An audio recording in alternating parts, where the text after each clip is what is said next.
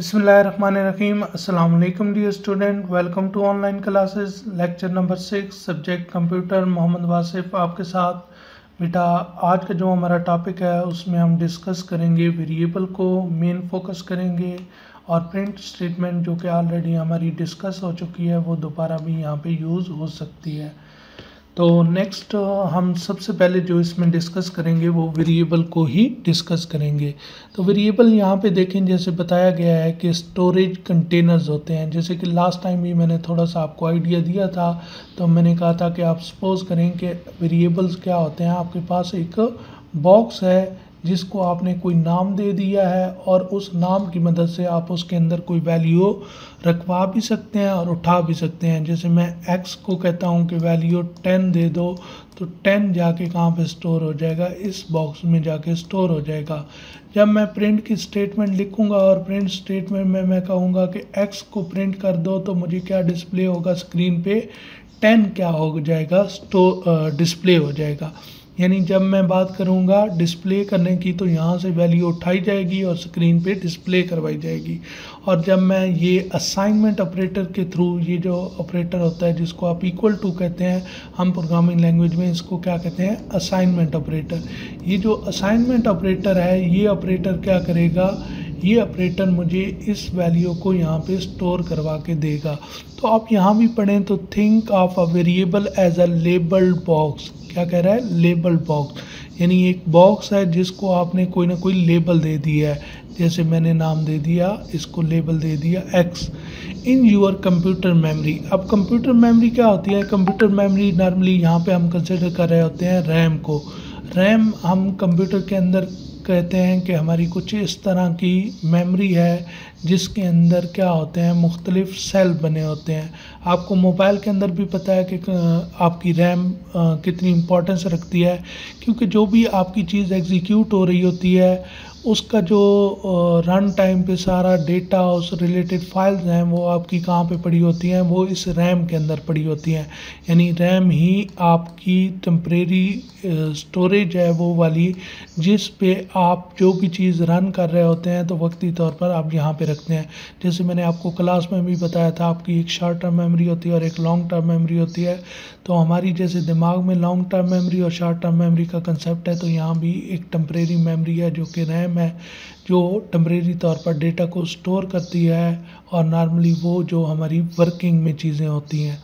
तो आप देखें, क्योंकि हम जब प्रोग्राम रन कर रहे होंगे, एग्जीक्यूट कर रहे होंगे, तो हमें भी कोई बहुत सारी वैल्यूज़ को अपने प्रोग्राम रिलेटेड स्टोर करवाने की ज़रूरत है। तो कंप्यूटर मेमोरी के अंदर हम कोई ना कोई एक बॉक्स उससे ले लेंगे एक वेरिएबल के लिए, ठीक है। तो उस बॉक्स को हम कोई ना कोई नाम दे देंगे जो हमारी वैल्यू को यहाँ पे स्टोर करवाएगा और बाद में रिट्रीव। वैसे तो कंप्यूटर सिस्टम अपना जो है इन सेल के तमाम के एड्रेसेस होते हैं और उन एड्रेसेस के थ्रू ही वैल्यू रखता और उठाता है, लेकिन हमारे लिए एड्रेसेस के साथ काम करना मुश्किल होता है। इसलिए हम क्या करते हैं, उसको एक नाम दे देते हैं वेरिएबल को, उस मेमोरी लोकेशन को। तो हम x की जब भी बात करेंगे तो वो यहाँ पे आएगा और यहाँ पे वैल्यू को रखवा देगा। जब हम उठाने की बात करेंगे तो वैल्यू उठा देगा। Design to hold specific piece of data, यानी अब वेरिएबल क्या है, एक लेबल बॉक्स है जो कि कंप्यूटर मेमोरी के अंदर होता है। और उसका पर्पज़ क्या है, उसका मकसद क्या है कि डेटा को स्टोर करना। Just like you can put different item into a box, यानी जैसे आप कुछ आइटम किसी बॉक्स के अंदर पुट करते हैं, जैसे आप घर में क्या करते हैं, कोई बॉक्स लेते हैं और उसमें आइटम स्टोर करते हैं, तो वेरिएबल भी इसी तरह ही काम करता है। Variable can store various type of information from number two text. ये जो वेरिएबल्स हैं ये लाजमी नहीं है जस्ट कोई नंबर, जैसे 10 मैंने स्टोर किया तो 10 को स्टोर करेंगे।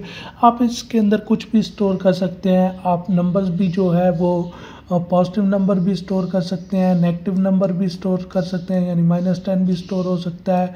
इशारिया वाले यानी डेसिमल पॉइंट्स वाले भी आप नंबर स्टोर कर सकते हैं, जैसे 10.5 है, 9.3 है।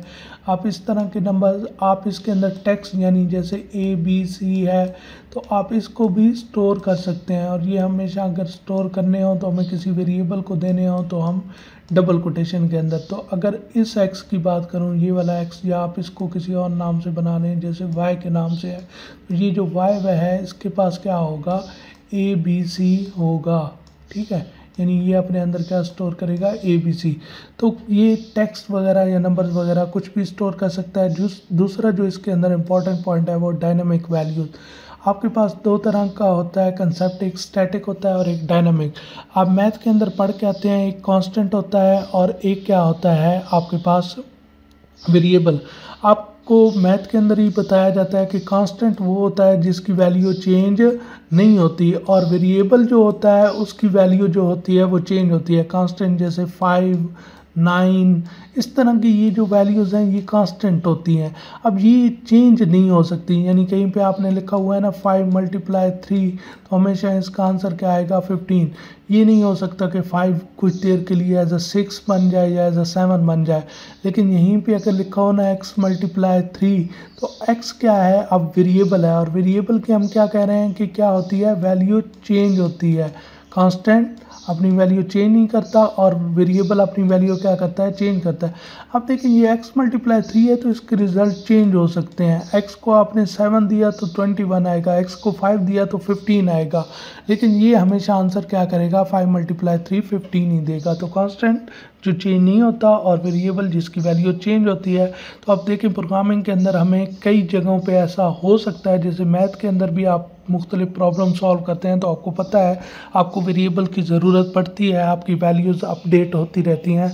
तो यहाँ प्रोग्रामिंग में भी ऐसा ही होता है कि हमें कई बार वेरिएबल की वैल्यूज़ चेंज करनी पड़ती हैं, तो फिर वेरिएबल्स हमें यूज़ करने पड़ते हैं, या हमें रन टाइम पे क्या करना होता है, यूज़र से वैल्यूज़ एज ए इनपुट करवानी होती हैं कीबोर्ड से।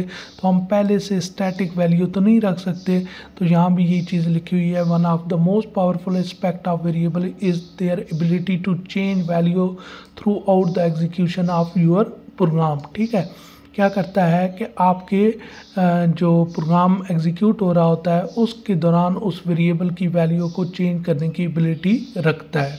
नेक्स्ट हम बात करते हैं कोड एग्जांपल की। कोड एग्जांपल में देखें तो यहाँ पे एज को 71 दिया गया है, यानी एज एक बॉक्स बनेगा जिसका नाम क्या रखा जाएगा, एज। ठीक है, एक मेमोरी लोकेशन बनेगी और उसमें वैल्यू क्या आएगी, 71। तो अब ये याद रखिएगा, ये उसी तरह मेमोरी के अंदर यानी रैम के अंदर एक मेमोरी लोकेशन रिजर्व हो गई जिसका नाम एज पड़ गया, और उसमें आप कोई भी वैल्यू स्टोर कर सकते हैं। अब इसमें आपने 71 स्टोर किया, तो इसका मतलब है ये 71 जो होता है ये एक नंबर्स होता है, और नंबर्स में भी प्रोग्रामिंग लैंग्वेज में जो कि आगे हम जाके देखेंगे कि ये इंटीजर टाइप की एक वैल्यू होती है। इंटीजर में वो आते हैं जो विदाउट डेसिमल पॉइंट्स होते हैं, यानी जो इशारिया के बगैर वाले होते हैं। तो अब ये वाला जो बॉक्स बना है ये हमारा इंटीजर टाइप का बना है, यानी इसके अंदर इंटीजर वैल्यू स्टोर हुई है। नॉर्मली दो किस्म की प्रोग्रामिंग लैंग्वेजेस होती हैं। एक के अंदर हमें क्या होता है कि ये जो डेटा टाइप होती है वो स्टार्टिंग पे ही बतानी होती है वेरिएबल को यूज़ करने से पहले, यानी हम डेटा टाइप बताते हैं और वेरिएबल नेम। एक में हम क्या करते हैं कि जस्ट वेरिएबल नेम बताते हैं और असाइनमेंट ऑपरेटर को यूज़ करते हुए जो वैल्यू बताएंगे वो समझ जाएगा कि ये किस टाइप का होना चाहिए।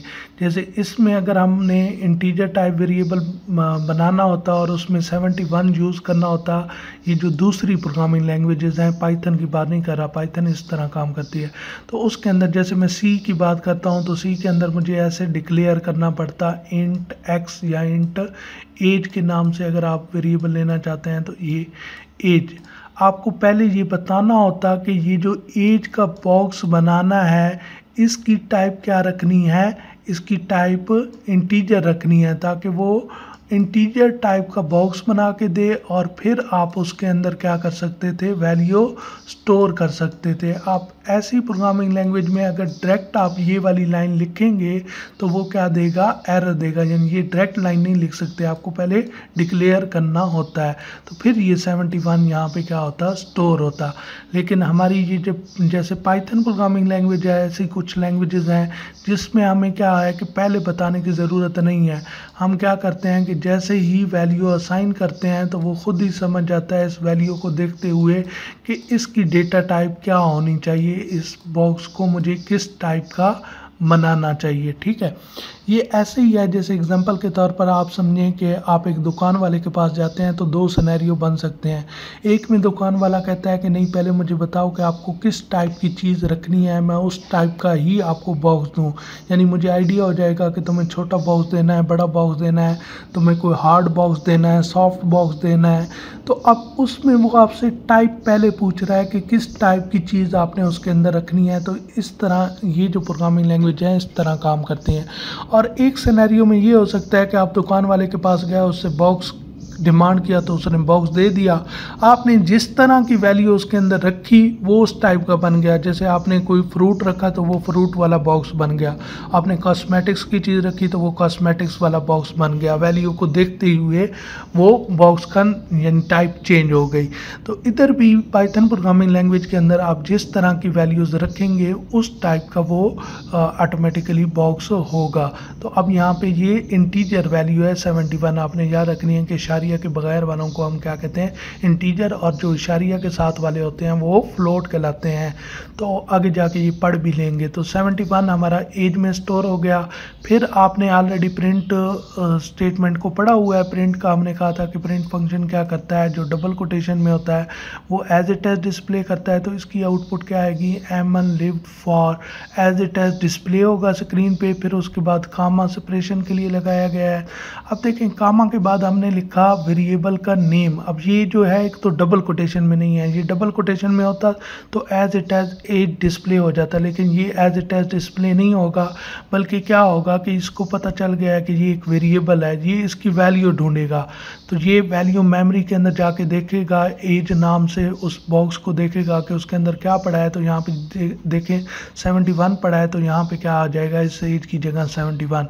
फिर देखें ये डबल कोटेशन लगे हुए हैं, तो डबल कोटेशन के अंदर जो लिखा होगा वो एज इट एज डिस्प्ले होगा, तो ये एज इट एज ही डिस्प्ले होगा। सेम नीचे भी एक एग्जांपल लिखी हुई है एज 60। तो अब इसमें जो बॉक्स होगा उसमें एज की वैल्यू क्या जाएगी, 60 जाएगी। और यहाँ पे क्या होगा, यानी एज की वैल्यू यहाँ पे अपडेट हो गई 71 से 60, और यहाँ पे क्या डिस्प्ले होगा 60। बाकी एज इट एज डिस्प्ले होगा, एक बार लिव्ड फॉर, एज इट एज और year age it age. Just इसकी वैल्यू जो है वो वैल्यू डिस्प्ले होगी, क्योंकि ये वेरिएबल है और डबल कोटेशन के बाहर है। अगर डबल कोटेशन में लिख देंगे तो ये भी एज इट एज डिस्प्ले होगा। बाकी अगर हमने इस तरह वेरिएबल के दरमियान में वैल्यू स्टोर डिस्प्ले करवानी हो तो हम कामा क्या कर सकते हैं, यूज़ कर सकते हैं।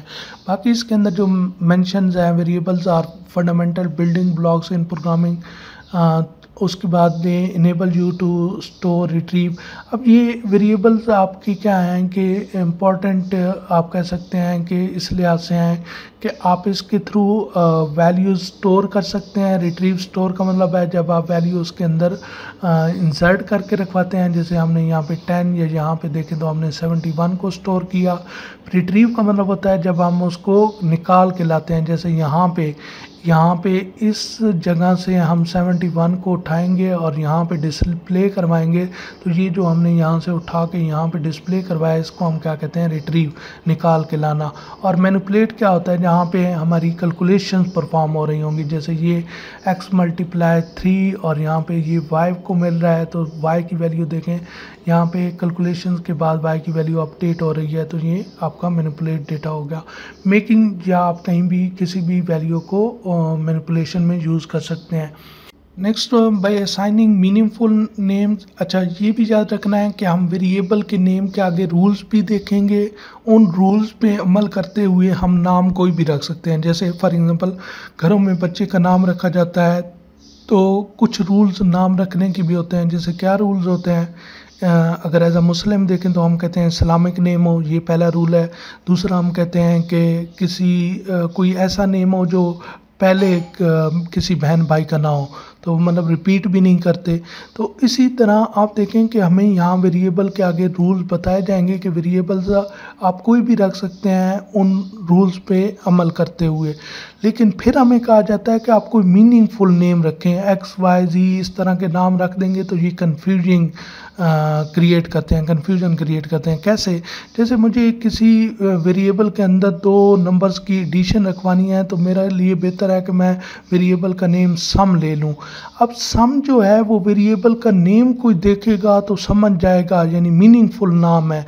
नाम को देखते ही अगला बंदा पहचान जाएगा कि ये जो है ये सम के लिए यूज़ हो रहा है, यानी इसके अंदर किसी दो नंबर या मल्टीपल नंबर्स की एडिशन आके स्टोर होगी।